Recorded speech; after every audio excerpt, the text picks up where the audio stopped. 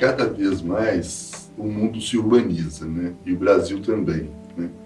A maior parte das pessoas, então, passa a viver em ambientes construídos, né? Em ecossistemas construídos, que a gente pode considerar a cidade como um ecossistema construído pela nossa espécie. Então, nesse contexto em que as pessoas cada vez mais vivem em cidades e em ambientes construídos, quem constrói, quem projeta esses ambientes, né, os engenheiros e arquitetos, têm um papel importante, né? E a atividade deles pode gerar ambientes que sejam mais saudáveis, que sejam mais ecologicamente amigáveis. Eu vou dar um exemplo de São Paulo. Projetar o Minhocão não era uma tarefa de engenharia de estruturas só. Provavelmente o engenheiro de estruturas que projetou o Minhocão de São Paulo fez uma coisa espetacular. Tanto que o Minhocão está lá até hoje, desde os anos 70. Mas onde está o urbanismo? Quem pensou nas pessoas que viviam em volta? Quem pensou na poluição das casas que existiam em volta do Minhocão? Quem pensou nas lojas, no comércio, nas livrarias, nos restaurantes daquela região central de São Paulo? Ninguém. Então hoje nós temos cidades feitas de uma forma estúpida, às vezes usando ferramental do passado, ferramental que mostrou que está ineficiente. Olha como as cidades são agressivas, como é que as cidades destruíram suas áreas verdes, como elas são impessoais. Como é que nós queremos nossa cidade no futuro? Como é que nós vamos desenhar o nosso profissional do futuro? Hoje, o grande vetor de desenvolvimento da sociedade chama-se urbanização, em todos os seus aspectos. Esse é o grande fator de contribuição da arquitetura e urbanismo, porque 95% das doenças adquiridas pelo ser humano estão relacionadas aonde você vive, aonde você trabalha e nas condições que você se desloca. A preocupação que eu tenho é de que nós estamos cada vez mais formando profissionais que são treinados por professores que nunca chegaram a trabalhar com cidades, chegaram a trabalhar com os problemas da vida urbana. O ensino atual está sendo uma finalidade em si. Quer dizer, o ensino das engenharias ou da arquitetura, ela privilegia sempre, né, aqueles que querem ser profissionais, mas sem conhecimento. Não adianta o protagonismo sem o conhecimento. O conhecimento é essencial em qualquer ramo da engenharia e na concepção das nossas cidades. O mundo evoluiu, o conhecimento está democratizado e a formação existente hoje, ela desconhece essa evolução que aconteceu no mundo. A formação do engenheiro hoje, ela por décadas continua a mesma formação, a formação tradicional, conhecimentos estratificados e que causam bastante desmotivação nos nossos alunos hoje nas principais universidades brasileiras. Isso eu diria tanto das públicas como das privadas. Esses profissionais estão sendo preparados dentro de uma situação fora da realidade. Então, nós estamos vendo obras que não resolvem os problemas, a má utilização do conhecimento das engenharias, prejudicando a vida das pessoas.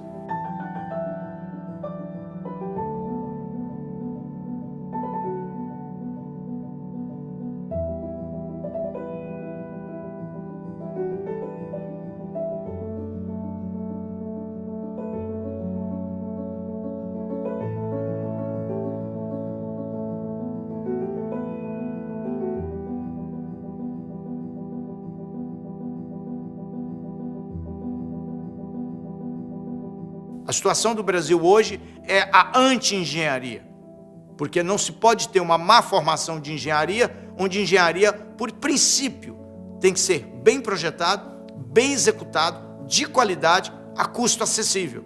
E a educação de engenharia está exatamente na direção contrária. Os projetos são mal feitos, mal executados e o produto não é de bom resultado. É a anti-engenharia colocando em risco a sociedade. A engenharia, ela sempre esteve associada com as questões de infraestrutura de um país, de uma cidade. E nós entendemos que, hoje mais do que nunca, a engenharia, ela precisa formar pessoas. Há um passado, sei lá, 20, 30 anos, era muito comum a gente estar sempre preocupado com aquela formação mais técnica, muito mais voltada para as questões das construções, etc. E hoje o que se vê é uma necessidade de um profissional de engenharia que tenha muito mais sensibilidade para as questões da sociedade, muito mais sensibilidade para as necessidades do cotidiano.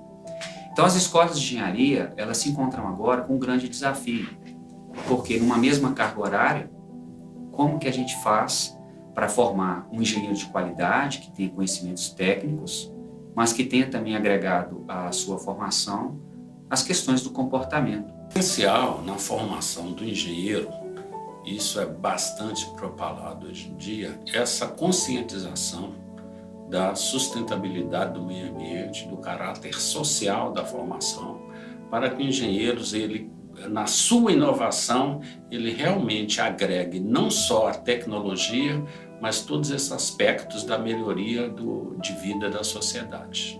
Então, hoje não dá mais para pensar em engenharia de maneira compartimentada. Cada vez mais, o engenheiro tem que ter, como a gente costuma dizer, versatilidade. Isso quer dizer que quando você faz uma obra, você tem que ter uma visão um pouco mais ampla das implicações que essa obra tem sobre o meio ambiente, sobre a vida das pessoas e sobre a vida de tudo que está em volta. A profissão do arquiteto e do engenheiro, no mundo daqui para frente, cada vez mais vai ter um componente importante de consciência ecológica, de consciência hídrica, né? Para que eles possam conceber ambientes e construir esses ambientes de uma maneira que possa atender às necessidades da sociedade. Então, a contribuição, naturalmente, da engenharia e arquitetura será em projetos sustentáveis, né? Projetos que poderão realmente ter um aproveitamento, né, dos recursos, reaproveitamento dos recursos. E, na relação à segurança, ela contribuir também com tecnologias de monitoramento, né, como nós temos hoje, né, um sistema de monitoramento da fronteira que é liderado pelo Exército Brasileiro, né. Nós temos que ter a tecnologia capaz de identificar inúmeros dados e transformar aquilo em informações para o decisor. Nós temos que ter a tecnologia também para os meios de comunicação, para os meios de transporte, para os meios de defesa, para os meios de segurança. Isso aí tudo depende de tecnologia. Tecnologia é conhecimento, e esse conhecimento aplicado depende muito, muito, muito do engenheiro e do arquiteto. A segurança da sociedade como decorrência da má formação, os indicadores estão aí na mídia e nos grandes desastres que o sistema de uma má formação. Os exemplos recentes: barragem em Minas, com soterramento e mortes. Desabamentos em obras de infraestrutura, em pontes e viadutos. Condições de construção de má qualidade. E na medida em que há uma massa de profissionais trabalhando em condições que nem consciência eles têm daquilo que eles estão exercendo, até pela própria sobrevivência, fragiliza. Porque segurança significa infraestrutura de qualidade, tem que ter bons engenheiros. Nós vivemos dentro de um Brasil continental, com uma infraestrutura enorme e muito para se fazer ainda, para promover e dar sustentabilidade para o desenvolvimento. Portos, rodovias, ferrovias, pontes e, sobretudo, na área da edificação, na área da arquitetura, na construção de prédios, temos um déficit habitacional muito significativo. Todas as vezes que a gente se pergunta como serão as nossas cidades no futuro, na realidade a gente está perguntando como é que nós vamos desenhar essas cidades no futuro. Como é que nós vamos... o que no desenho da cidade contemporânea vai ser alterado quando o futuro chegar? Quem são os profissionais que vão desenhar essas cidades? Que formação eles vão ter? Como é que ferramental eles vão usar para poder operar nas cidades, criando os espaços do homem?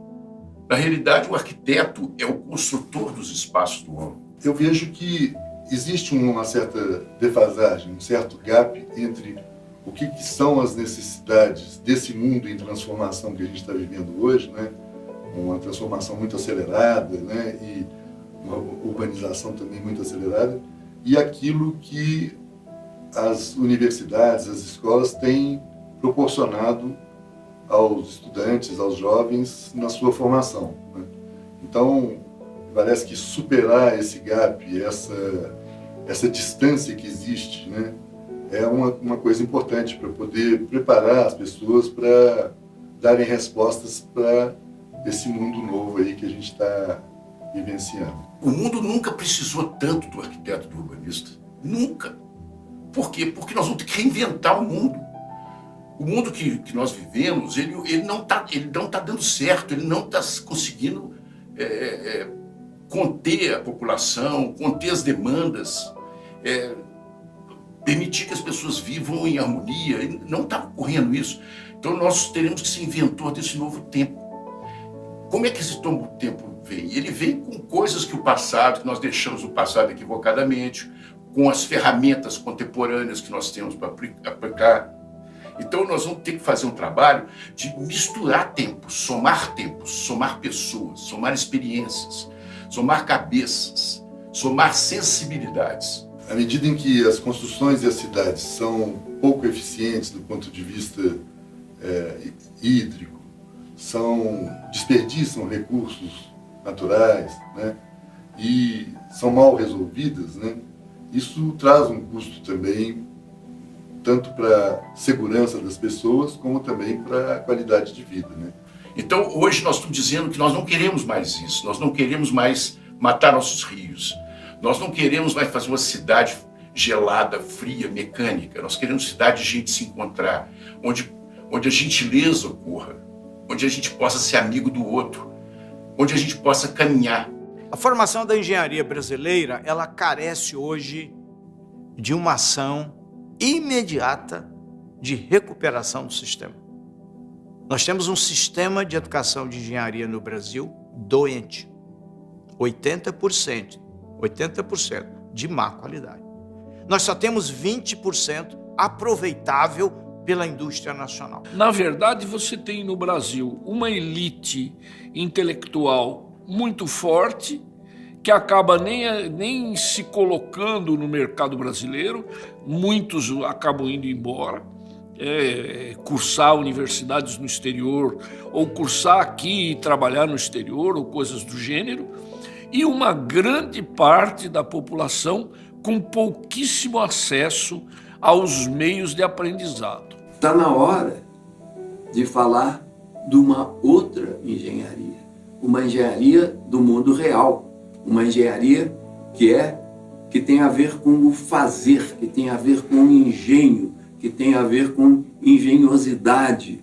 Inclusive a palavra engineer em inglês se refere a atividades práticas, né? O camarada que pilota uma locomotiva é o engineer. Engenharia é uma coisa mais prática, na verdade. Então, está na hora de ajuntar a engenharia que acontece dentro da fábrica ou no canteiro de obras com a engenharia que é ensinada nas escolas. Aprender é apreender, é trazer para si, é internalizar o conhecimento. E ao internalizar o conhecimento, não são só fórmulas, nem só processos, mas também são princípios, são modos de se comportar na vida, no cotidiano. Então há um desenvolvimento integral, intelectual, profissional, também emocional. As instituições trabalham em todas as áreas, algumas inclusive na área espiritual. E assim a gente consegue formar um cidadão consciente, um cidadão com capacidade analítica, um cidadão capaz de solucionar problemas. Eu acredito que nós tenhamos no Brasil realmente uma evolução na educação. O que eu percebo é que a sociedade ela está cobrando, tá? O governo está cobrando e as próprias universidades estão cobrando. Por que eu digo que as universidades estão cobrando? Os professores, eles desejam alunos engajados, são alunos motivados, eles desejam uma educação centrada nos alunos e eles querem ver os alunos com resultado também, que aqueles alunos eles aprendam. E logo nós teremos aí um PIB, ou um crescimento do PIB de 3 a 5%, a empregabilidade crescerá numa velocidade muito interessante e o Brasil crescendo de 3 a 5% durante 5 anos, nós vamos ocupar toda a mão de obra disponível. E aí fica faltando a mão de obra de alto nível, de competências definitivas e efetivas para solucionar os problemas e os gargalos que estão colocados aí no mercado. E o que se vê claramente, já discussões inclusive em nível de diplomacia entre países, que o Brasil vai ter que importar engenheiros. Porque o nível de qualidade dos hoje existentes não atenderão à demanda. Em áreas, por exemplo, na área de petróleo, os números cada dia mais crescem com engenheiros que vêm da Europa ou dos Estados Unidos. E assim em todas as áreas, na elétrica, na mecânica, na nanotecnologia, nas áreas de ponta, nas áreas que dão sustentabilidade, o Brasil hoje está em dificuldades, em especial para a próxima década. O grande desafio nesta área é incluir muito mais jovens para poder fazer essa etapa, que é uma etapa da profissionalização. A maior parte dos países do mundo já ultrapassou a taxa de 50% de jovens, né, no ensino superior. A meu ver, essa é uma tarefa urgente e que, aliás, está demorando muito a acontecer. Nós temos hoje uma massificação, saindo de 500 cursos para 5 mil cursos, saindo de 200 mil alunos para 1 milhão de alunos e chegando a um quadro dramático de 80% de escolas de má qualidade, de cursos de má qualidade. E eu acho que aquela escola da sala de aula do professor falando na frente, riscando no quadro com giz, essa não existe mais. As pessoas estão, mesmo que não queiram, estão aprendendo coisas de maneiras as mais diversas. A gente aprende a cada minuto, numa notícia, no lidar com o nosso smartphone, nosso iPad, nós estamos aprendendo coisas, as notícias vêm. Como acompanhar isso? Eu acho que nós temos que manter sempre a percepção de que você está integrado numa comunidade acadêmica, você está tendo notícias da comunidade acadêmica a todo minuto. Você pode estar em qualquer lugar do mundo, mas você está inserido nesse grupo, você está produzindo coletivamente. Eventualmente você se encontra presencialmente, mas o tempo todo você percebe que aquela unidade, aquela instituição a qual você pertence ou faz parte do corpo docente ou discente, aquela instituição é viva, ela tem gente, e gente fazendo coisas o dia inteiro. Gente mandando informações, gente compartilhando ideias, conhecimentos e modos de ver o mundo e o processo social. Então, o curso de engenharia, ele tem que formar um engenheiro para que ele, no futuro, ele resolva os problemas inexistentes, desconhecidos, e trabalhando de forma interdisciplinar. Porque um engenheiro mecânico, hoje ele trabalha com robótica. Para trabalhar com robótica, ele tem que trabalhar com engenheiro eletrônico, com engenheiro de computação, com engenheiro cartográfico para localizar um terreno. Então, a nossa sociedade, né, as próprias universidades já enxergaram isso. Aí é com isso que eu vejo com bastante otimismo que eu estou vendo esse movimento como um movimento nacional, um movimento de transformação na educação, engenharia e arquitetura. E eu acredito que isso esteja acontecendo. Porém, nós temos o potencial de introduzir uma série de conhecimentos e, inclusive, novas formas de aprender, novas maneiras de estudar, novas maneiras de transmitir o conhecimento, não necessariamente novas, mas maneiras que a gente hoje sabe que funcionam melhor. Então, há um enorme panorama de melhora do processo de ensino e de aprendizagem que não está sendo usado. Então, precisamos usar isso. Precisamos capitalizar nesse enorme manancial de conhecimentos.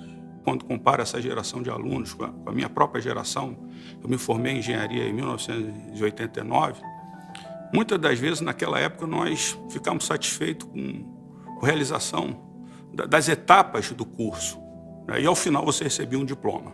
Naturalmente você queria ser bem formado. Mas a geração de hoje, o que eu vejo, é uma geração movida pela paixão, movida pelo sonho, e ela quer se realizar. Tanto é que nós vemos várias iniciativas hoje que nós não vimos naquela época. Nós temos as empresas júniores, nós temos aquelas competições de engenharia, né? Competições tipo aerodesign, competição de robô. E esse aluno engajado, ele exige dessa universidade um ensino também voltado e centrado nele. Nós temos que tornar a escola mais adequada, não é? E não seja uma escola que só forme profissionais, mais que uma escola que realmente atinja aquilo que o país precisa.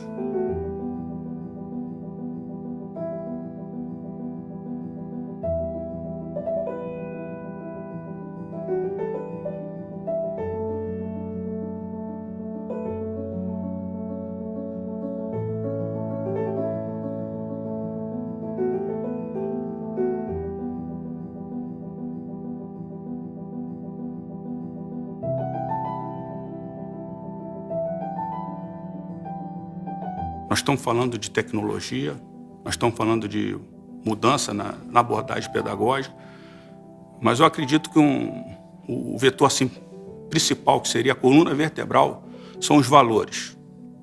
Então, uma instituição, se ela quiser realmente promover a transformação, ela pode ter novos desafios, mas ela terá que preservar os mesmos valores. Eu acho que a grande questão do ensino é realmente a capilaridade, é que o ensino chegue para todos, é que as pessoas tenham oportunidade de conhecer as coisas e de exercer os seus perfis da maneira que consideram melhor. Não tem o menor sentido o professor dar 3 aulas por dia, a mesma aula, daí a 6 meses ele repete a mesma aula, daí a mais 6 meses ele repete a mesma aula. Se essa aula for produzida uma vez, bem preparada, inclusive com apoios de outros meios, para que ele vai repetir essa aula? Ele pode usar o tempo de contato com o aluno para discutir problemas, para explicar dúvidas, para fazer aplicações, projetos, etc. Nós temos que procurar novas metodologias de ensino que garanta, né, essa formação do ponto de vista técnico de qualidade e que também forme a pessoa, né? A universidade, ela forma pessoas. Um ensino presencial puro, um ensino à distância puro e um ensino que está no meio do caminho. Ele é meio presencial, ele é meio à distância. Se nós perguntarmos, daqui a uns tantos anos, 10 anos, 20 anos, 30 anos, quem que vai sobreviver e quem que vai morrer nesse processo, a minha previsão é que o presencial puro vai morrer, porque há muitas atividades no processo de ensino que não vale a pena sentar numa sala e ouvir o professor falar. É muito mais conveniente ler ou qualquer outra coisa. Quando nós temos um jovem que já nasce, né, usando a tecnologia da informação, meu filho chegou a perguntar para mim como é que eu vivia sem computador. Meu filho tem 21 anos. Pai, como é que você vivia naquela época sem computador? Temos que buscar formas de estar oferecendo esse acesso a bons cursos de engenharia, arquitetura e outros na modalidade à distância, ou principalmente na modalidade híbrida, que é praticado já no mundo desenvolvido, onde o aluno não fica totalmente à distância, nem totalmente na sala de aula, onde tem um pouco mais de mobilidade pessoal. E esse modelo híbrido é o futuro do ensino superior no Brasil e no mundo. E com certeza o modelo híbrido de engenharia e arquitetura no Brasil será um marco referencial para todas as áreas na sua forma estratégica de organização. Uma formação como essa híbrida, que eu diria que ela é contemporânea, ela tem que quebrar o comodismo, o conservadorismo no ensino no nosso país, os entraves que ela pode ter com setores que regulamentam a profissão, né? E que, principalmente, tenha uma opinião daqueles que passarão por essa formação. Eu já tive uma experiência de ensino à distância nessa área também da gestão ambiental, e que foi muito interessante porque as respostas que vinham de pessoas dos cantos mais variados do país a provocações que eu, como, vamos dizer assim, professor fazia, eram muito ricas também, né? Mostravam uma capacidade muito grande de certas pessoas daquelas, independente do local onde elas vivessem, né? Pesquisarem e trazerem informações que, compartilhadas com o restante daquela turma, enriqueciam muito o ambiente, né? Então, hoje em dia, essas técnicas aí em rede, à distância, acho que ajudam muito e ajudam, inclusive, a descentralizar mesmo essa aprendizagem para as pessoas aonde quer que elas estejam. Não precisam de estar numa grande cidade, num grande centro, para poder ter acesso ao conhecimento que está aí disponível nas nuvens, né? Porque os meios de comunicação, de transmissão, estão cada vez mais eficientes. E o professor, no modelo híbrido ou à distância, ele pode dar aula para muito mais alunos simultaneamente. E com isso nós conseguimos baixar o custo do ensino através do ensino híbrido, mantendo a qualidade, melhorando a qualidade, inclusive, porque o aluno passa a dominar também as tecnologias da comunicação. Mas esse ensino híbrido ele não deixa de ter atividade de laboratório, atividade presencial, aquela atividade que vai dar ao aluno habilidade para trabalhar em grupo, trabalhar em equipe, para liderar. País sustentável tem sistema de educação sólido. Sistema de educação sólido tem que ter um percentual de qualidade ancorado pelas escolas de prestígio e, nesta próxima década, com quem tiver um ensino híbrido de alto valor de aprendizagem, medido pelos indicadores que têm que ser estabelecidos. É este o futuro do Brasil. A engenharia dará a sua parte. Os últimos 20 anos, o Brasil se perdeu em vários aspectos, se perdeu na educação de engenharia, mas a engenharia responderá. A engenharia com arquitetura e urbanismo ajudará o desenvolvimento urbano, a sustentabilidade, a integração. Nós vamos nos juntar à medicina, juntar todas as áreas para a gente fazer do país um país que transforme. E o ensino híbrido não é uma consequência simplesmente de jogo de palavras e nem de composições de adjetivos. O ensino híbrido é a evolução da espécie, como se fosse a teoria de Charles Darwin. Tem a evolução das espécies, mas tem a evolução da sala de aula de engenharia. O ensino híbrido é a evolução. Somente 17% dos jovens hoje estão cursando o ensino superior. Então, é urgente.